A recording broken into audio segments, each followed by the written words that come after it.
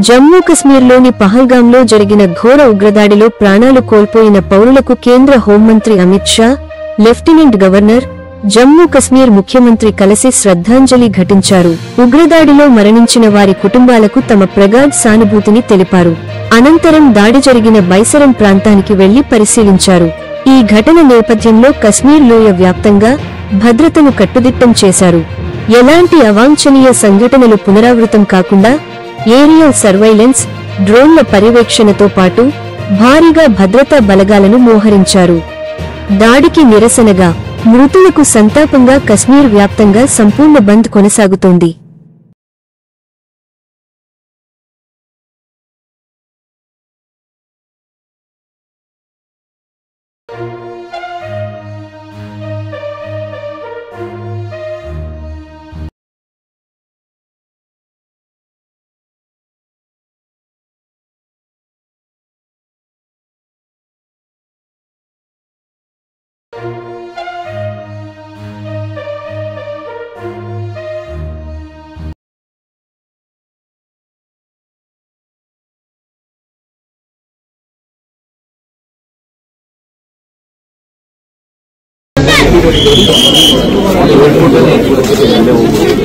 ये 26 है, ये तो मेट्रो सर उनके साथ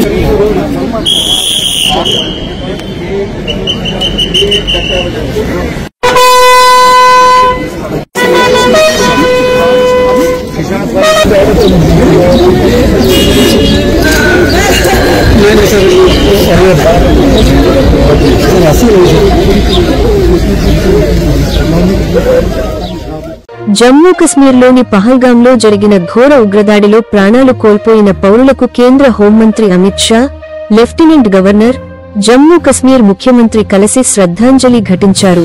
ఉగ్రదాడిలో మరణించిన వారి కుటుంబాలకు తమ ప్రగాఢ సానుభూతిని తెలిపారు.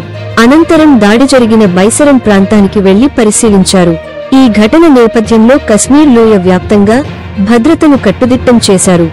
ఎలాంటి అవాంఛనీయ సంఘటనలు పునరావృతం కాకుండా ఏరియల్ సర్వైలెన్స్, డ్రోన్ల పర్యవేక్షణతో పాటు భారీగా భద్రతా బలగాలను మోహరించారు.